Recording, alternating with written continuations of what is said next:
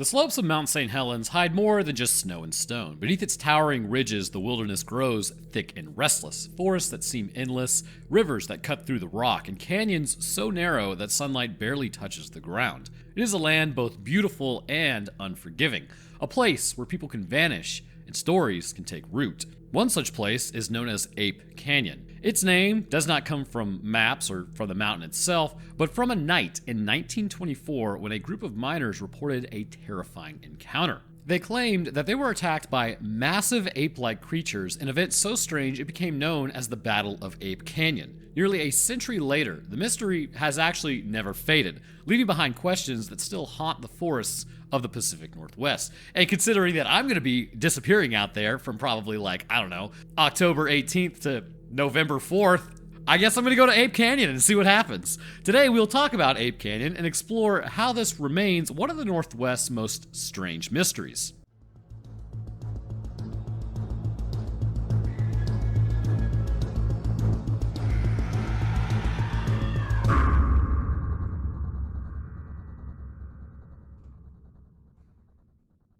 Long before miners ever came to the shadow of Mount St. Helens, the people of the Northwest already told stories of strange beings said to live within the high mountains. Among the Kalaman and Cowlitz tribes, there were warnings passed down from the elders about a race called the Siatic. These were not ordinary people. The Siatic were described as towering figures standing 7 to 8 feet tall. Their bodies were covered in thick, dark hair, almost like animal hides. To those who saw them, they did not look human at all. The stories told that the Siatic were more than just large and strong. They were said to carry powers that made them dangerous in ways no warrior could match, until modern day.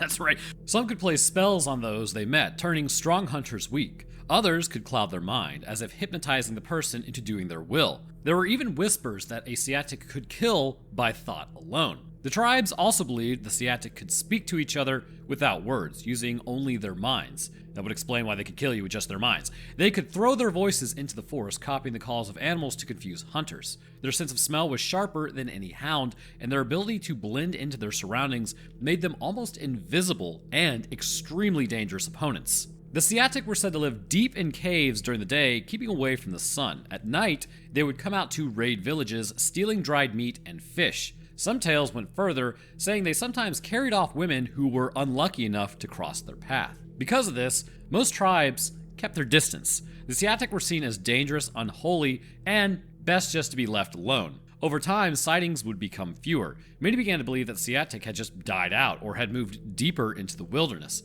But even after the stories grew quiet, hunters still found enormous footprints in the soil from time to time, reminders that the legends might not be gone after all. Nearly 40 years after the famous story of Ape Canyon, the mountain gave rise to another mystery. In 1963, a group of 4 mountaineers were actually making their way down the slopes of Mount St. Helens. They stopped at a rocky formation known as Dog's Head, where one of the men, Jim Carter, stayed behind to take a photograph of his friends as they continued ahead. But Carter would never rejoin them. When others grew concerned and climbed back to check, they found unsettling signs. In the snow near Dog's Head lay Carter's box of camera film, discarded as if dropped in a hurry. The snow showed clear marks of a struggle and then ski tracks leading away. The tracks kind of told like a bit of a strange story. Instead of following the safe, steady route down the mountain, Carter's path veered sharply off course. His skis cut into wild turns, racing downhill in a reckless, dangerous pattern, as if he were fleeing something unseen. The trail ended suddenly at the edge of a steep cliff. A search team combed through the canyon floor for about 2 weeks, but no body was ever recovered. The strange disappearance of Jim Carter echoed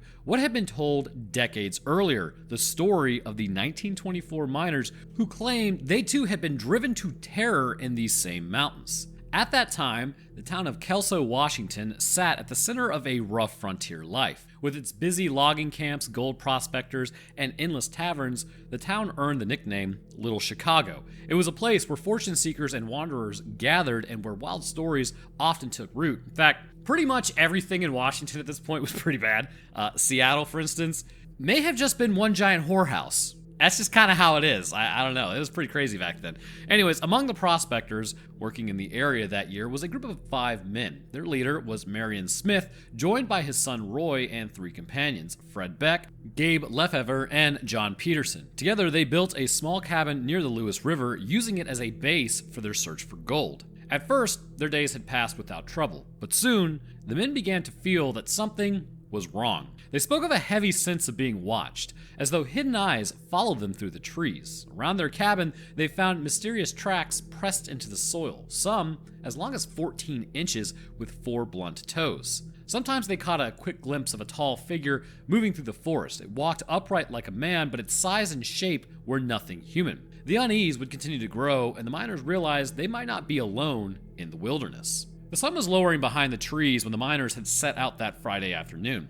They had eaten a late meal and decided to climb further into the hills to pan for gold before nightfall. The forest was quiet, the kind of silence that presses against the ears, and whenever you don't hear small animals or insects or something like that, just know that typically means a predator is nearby. So now you have an idea of when you're in the woods, you need to be hearing noises. If you hear nothing, it might be time to sharpen a spear. So as they moved along the base of the mountain, their paths suddenly stopped them cold. From a narrow ravine ahead, 4 massive figures stepped out of the shadows. The men froze where they stood. The creatures were like nothing they'd ever seen before. Each stood nearly as tall as a doorway of a cabin and weighed close to 400 pounds. Their bodies were coated in thick, tangled black fur. Their shape was almost human, but their size and movement felt closer to giant apes. For a long moment, no one moved. The forest held its breath, and the miners stared at the creatures, and the creatures just continued to stare back. Fun fact, if these are in fact apes, you probably shouldn't stare at them. Think about a silverback gorilla, right? You want to show the whites of your eyes because it shows non-aggression so that you don't get your arms ripped off. But then one of the giants took a heavy step forward. It threw back its head and let out a deep, thunderous roar that shook the air around them. The sound rolled through the trees, echoing off the rocky cliffs. Panic swept through the men. Some stumbled back, tripping over each other in fear, but Fred Beck did not run. His hands gripped his rifle, and almost without thinking, he fired, which, to be honest with you, probably would have done the same thing. The first shot struck, then another. The creature kept moving. You gotta aim for the head. Beck fired again and again until his 4th bullet hit its mark. With a violent crash, the giant fell sideways, tumbling into the ravine. The other 3 creatures erupted in screams, their voices sharp and furious. The men, overcome with terror, turned and then fled. Branches whipped against their faces as they pushed through the trees. But the danger was not left behind. As they would run away, they saw shadowy shapes slipping out of the caves and cracks in the rocks around them. More figures, tall and dark, seemed to be moving in the distance. The miners realized this was no chance meeting. There were more of them out there, and apparently it takes a lot to bring them down. And now, they were being hunted, or at least vengeance was being sought. The miners then reached their small log cabin as the sun fell behind Mount St. Helens. Their breaths were sharp, their nerves raw. They had seen too much to sleep and too little to feel safe. Inside, they worked quickly. The doors and windows were barricaded with heavy planks. The men checked their weapons, rifles, pistols, and even axes, anything that might help them survive what they feared was coming. That night outside grew still. No crickets, no owls, only silence. Then from the dark forest, it began. A deep shaking thud hit the cabin wall. The logs groaned against the force. Another crash followed and another until the small structure trembled with each blow. From outside came the sounds of roars and howls, circling and closing in from every side. The men clutched their weapons, shadows moved against the moonlight. Then suddenly, the door splintered inward as a massive arm pushed through the barricade. One of the creatures was trying to force its way inside. Shots would ring out, wood cracked from the bullets. One miner swung an axe, striking near the reaching arm. The creature shrieked and withdrew, but the attack did not stop. The cabin would shake again, but this time from above. Heavy blows rained down from the roof. Logs were kind of just beginning to split. Small holes appeared, opening the inside to the night. Then, with terrifying force, rocks and even boulders began crashing through. One stone struck Fred Beck squarely in the head. he dropped to the floor unconscious while his friends fought on without him. For nearly 2 hours, Beck lay motionless as the others fired upward through the holes, their bullets flashing against the night sky. Also, if you get knocked out for more than a few seconds, that usually indicates some level of brain damage. The creatures were relentless. Their voices rose in furious screams echoing across the canyon. The miners held their ground, gripping their rifles until their arms ached. Every shot was answered by another roar, another pounding strike. But at last, after what felt like forever, a faint light touched the horizon. The sounds outside began to fade. The howls moved deeper into the forest. The pounding stopped. When dawn finally broke, the cabin was torn and battered, but its walls, even scarred with holes and stones scattered across the floor, still held. Slowly, cautiously, and probably horrifically, the men stepped outside. The forest was silent once again. By the time the miners stumbled into Kelso, they looked nothing like the men returning from an ordinary trip. Their clothes were torn, their faces pale, and their hands still clutched their rifles. They spoke in quick, broken words, each man trying to explain what had happened in the canyon. Inside a local tavern, their stories spilled out. Patrons listened in silence at first, but soon the room filled with whispers. The tale of a midnight battle with giant hairy creatures was too strange to ignore. Word spread through the town like absolute wildfire. The story reached the ears of State Park Ranger J.H. Huffman and Bill Welsh. Curious and cautious, they agreed to travel back with Fred Beck to see the site for themselves, who apparently didn't have brain damage at this point. And when they arrived at the ravine, the Rangers searched for the body of the creature Beck claimed to have shot. But there was nothing. No body, no blood, only empty space and a scattering of spent shell casings. Pretty much indicating that something did happen there. Then, they turned to the cabin. What they found seemed to echo the miners' account. The roof had been smashed as if heavy weights had fallen through. Inside, the furniture lay broken and large rocks were scattered across the floor. Outside, in the dirt, they discovered footprints. Huge, human-like, and far too large to belong to any man. The evidence was puzzling, and soon the newspapers got a hold of the tale. Headlines called it the Battle of Ape Canyon, and then the name would stick. Within weeks, tourists, adventurers, and curiosity seekers began traveling into the wilderness, eager to see the site for themselves. Some came hoping to catch a glimpse of the creatures. Others came to prove it was all a hoax. But the canyon itself remained silent, holding its secrets in the shadow of Mount St. Helens. The Battle of Ape Canyon has lived for a century in the uneasy space between folklore, eyewitness testimonies, and speculation.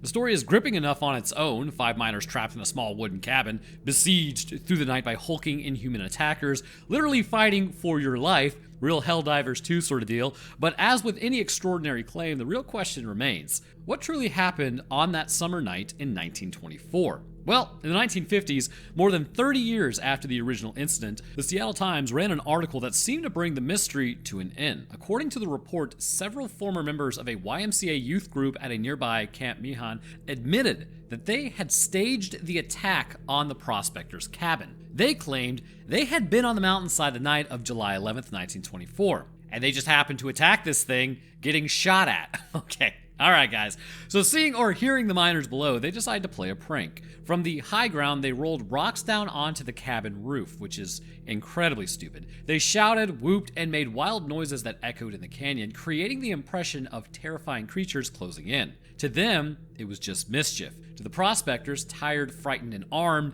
it became a nightmarish siege. This explanation on its surface seems quite neat. It accounts for the sounds, the falling rocks, and the panic. In rural communities where pranks between groups of hunters and miners were not all that unusual, it could even sound quite plausible. The hoax claim is often paired with another suggestion, though, that the miners had been drinking heavily either before or during their stay at the cabin. Alcohol might have made them more paranoid, more likely to misinterpret ordinary noises as something monstrous. By the time they staggered into Kelso the next morning, dirty, disheveled, and exhausted, their story had grown into the Battle of Ape Canyon. For skeptics, this remains the simplest answer. People misperceive things, especially in stressful environments. This is sort of like why eyewitness accounts in court are kind of taken with like a grain of salt because the brain can actually make up things, but fear spreads quickly in small groups. Add alcohol and isolation in the wilderness, and hallucinations or exaggerations are totally possible as a, event that happened. Yet this explanation raises as many problems as it solves. First, the cabin itself was undeniably damaged. When State Park Rangers J.H. Huffman and Bill Welsh visited the site with Fred Beck, they saw the destruction firsthand. The roof was smashed in. Furniture inside was broken and scattered. Large rocks and boulders littered the floor. Skeptics argue that the YMCA pranksters might have rolled rocks from above, but here's the problem. The stones inside the cabin were not small. Some were so large, it would have taken significant effort or great height and momentum to get them inside. Could boys or young men really have hauled or rolled such massive objects with enough force to crash through the roof? If so, why would they risk injuring the miners so seriously? A prank designed to scare should have not escalated into something that actually might kill. Second, there were footprints. Rangers took impressions of the unusual tracks near the cabin. These prints were large, up to 14 inches long, and showed 4 stubby toes. They did not match the boots of the miners nor the shoes of typical hikers. Skeptics have argued that these could have been faked. Indeed, some critics later demonstrated how handprints or carved wooden feet could replicate strange tracks, but the footprints in Ape Canyon were not just isolated marks. They surrounded the cabin in large numbers. To fake them would have required a sustained effort, carried out in rough terrain, with no guarantee that anyone would ever discover them. If it was a hoax, it was a remarkably elaborate one. Finally, there's the issue of testimony. Over the years, Fred Beck and his companions gave accounts of the events that were detailed and consistent. While minor differences appear, as in any story retold across decades, the core of the narrative remained the same: an encounter, a firefight, a night-long siege, and a battered cabin. Critics argue that the miners may have simply agreed to stick to their story, either out of pride or fear of ridicule, yet maintaining such unity over 30 years without anyone breaking ranks is quite unusual. Hoaxes often fall apart because someone talks. Here, the central claim held firm. If skepticism leaves question, so too do the beliefs of Fred Beck himself. For Beck, the story of Ape Canyon did not end in 1924. It became the foundation of a lifelong conviction of what he had encountered was not only real, but part of something much larger. At first, Beck and his companions described their attackers as beasts. They spoke of gorilla-like figures covered in thick black hair, weighing perhaps 400 pounds. To them, these were savage but physical creatures, perhaps an undiscovered species living in the remote wilderness. But as the decades passed, Beck's views kind of changed. In the 1960s and 1970s, he published pamphlets and gave interviews in which he described the attackers not as mere animals, but as interdimensional beings. Beck argued that the Yeti in the Himalayas, the Sasquatch in the Pacific Northwest, the Yowie in Australia, were not separate mysteries but connected phenomena. A single hidden truth ran through them all: that our world is not alone, and that other realities sometimes bleed into it. According to Beck, this explained why the creatures were so difficult to track. They appeared suddenly, left behind footprints or evidence, and then vanished just as quickly. Traditional hunting or searching would never capture them because they were not bound to the same physical rules as ordinary animals. To mainstream science, such claims were far outside the bounds of credibility, but to believers, Beck's ideas offered a way to reconcile centuries of stories that refused to go away. Today, the story of the Ape Canyon still divides people. Some see it as proof of a hidden species, others believe it points to something far stranger. Some supporters believe the creatures could be a surviving kind of ancient ape, perhaps related to Gigantopithecus, a giant primate thought to have lived in Asia. They suggest that these beings might have crossed over land bridges long ago when continents were still connected and somehow survived in the most remote forests of North America. From the indigenous perspective, the answer lies in legend. For tribes like the Kalam and Cowlitz, the creatures were thought to be the cursed descendants of wild men, humans who turned away from society and were changed into something monstrous. Their height, their hair, their strange powers were seen as a result of this curse, marking them forever as dangerous beings to be avoided. What happened in Cave Canyon has never been solved. No one has ever found bones, bodies, or undeniable proof of these creatures. The claims of a hoax do not explain the cabin damage or the enormous footprints, and the cryptid and paranormal theories remain only just that: theories. Fascinating, but unproven. Still, the mystery lives on. Ape Canyon has become one of the most famous Bigfoot legends in the world. Cryptozoologists study it, skeptics question it, and hikers who pass through the shadow of Mount St. Helens still feel the pull of the tale. The legend of Ape Canyon shows how the wilderness can hold secrets that no amount of searching has yet to explain. Some mysteries remain unsolved, some questions stay in the dark, and perhaps that is why the story continues to haunt us to this day. But as always, I like to break in at the end here. People say they enjoy that, so raise hell, praise Dale on that front. Let's first start with a discussion of Gigantopithecus versus possibly something Homo erectus. So, on my other channel, Roanoke Gaming, I actually did a video very recently discussing just this. I believe it was Dawn of the Beast, and essentially it was the idea that, and I want to give it away, you should go watch it. Go watch my Dawn of the Beast episode. It just came out. It's the brand new video on Roanoke Gaming. Good to go. There's science in there as well. Now, the problem with this being Gigantopithecus is Gigantopithecus actually was mostly, they hailed from orangutan, or an ancestor of orangutan, so they were not truly bipedal. They were more, they walked on hands and feet, sort of like gorillas do, or they don't have the same type of foot. So the foot that was actually at the cabin would seem to indicate its plantigrade structuring. So plantigrade is kind of how our feet look. They're meant for walking and running. So the reality of that situation is what you're looking more at instead of Gigantopithecus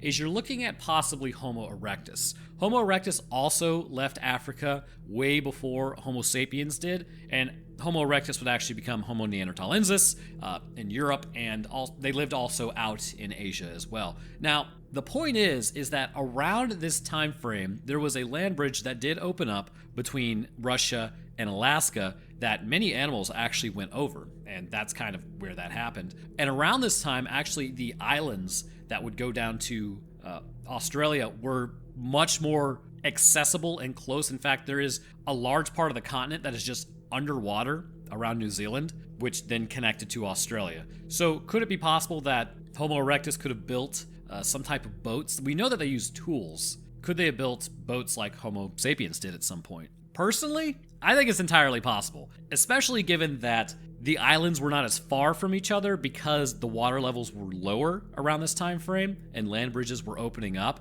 You could actually see something like if you stood on the mainland of Asia and looked out, you might see other islands, in which case Homo erectus might be like, oh, what if there's food out there? And then they build boats and they go out there and everybody's happy as they continue to spread. Well, as this happened, you have possibly pockets of Homo erectus living in North America, and then maybe you had pockets of Homo erectus living in Australia. It's just, to me, it seems like possible that this could have been the case. Does that exist today? It's very unlikely. What people are seeing is actually Homo erectus, given the amount of time that has passed, and given Homo sapiens' propensity to just completely outbreed other types of primates.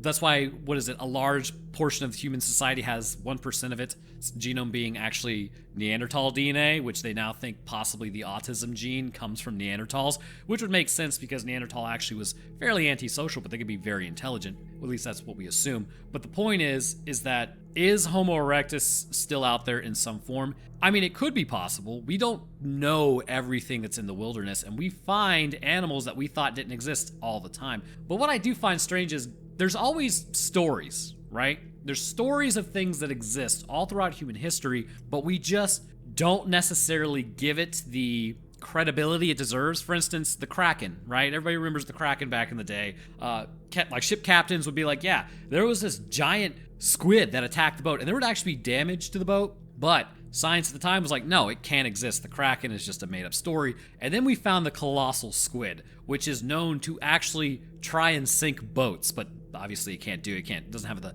strength to pull boats under. It could pull small boats under, but even ships back in the day, like with sails and masts and all that stuff, it didn't have the strength, but it would actually sucker to the boat, and it could damage the wood to a degree on the outside of it. So that would have been the Kraken back in the day. And here we have another situation where it's like, oh yeah, Bigfoot's out there, damage to the cabin. Could it have been Homo erectus to a degree actually damaging these areas, or not these areas, but these structures, or people seeing them? I think personally it is somewhat possible. I mean, I don't buy that Homo erectus is still around, but if you take Homo erectus, actually he was taller than man to some degree. Like if man's like average height was between I think it was like 4'9" and some, like, I mean, my ex was 4'11", so it does happen, but they were like 4'9" to around like 5'11" was average Homo sapiens. Homo erectus was actually usually around 6'1". They just didn't have as much of a range concerning their height. Well, no, they did. They had range as well, but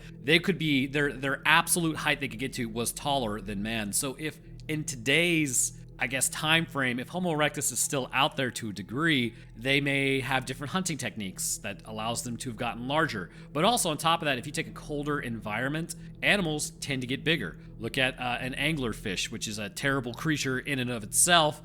They're actually bigger than people think. You know, everybody's like, oh, they're like, you know, small, but like a monkfish, anglerfish type of deal, which looks like an anglerfish. It's also equally horrible. They get pretty big, like 2 to 3 meters, which is like 4 to 6 feet. So, God, I hate those things. But the point is, in colder environments, animals get bigger. So if you take a colder environment like the Pacific Northwest, if a Homo erectus tribe was living out there in the caves or something along those lines and nobody had really found them yet, well, you now have a species that is getting larger due to the cold. And then they interact with humans. So basically, if you took something that was like, I don't know, 6'5", and the average height of an adult male in North America is around 5'9", that is gonna be a staggering height difference, because that's gonna be like, you're gonna be looking up at an angle at this thing like, ugh. So the point is that while it doesn't actually take that much for them to appear bigger, it could be 6'5", and then you're gonna be like, my God, this thing was huge. Now, I do want to address the YMCA allegations. First off, I think they're full of shit.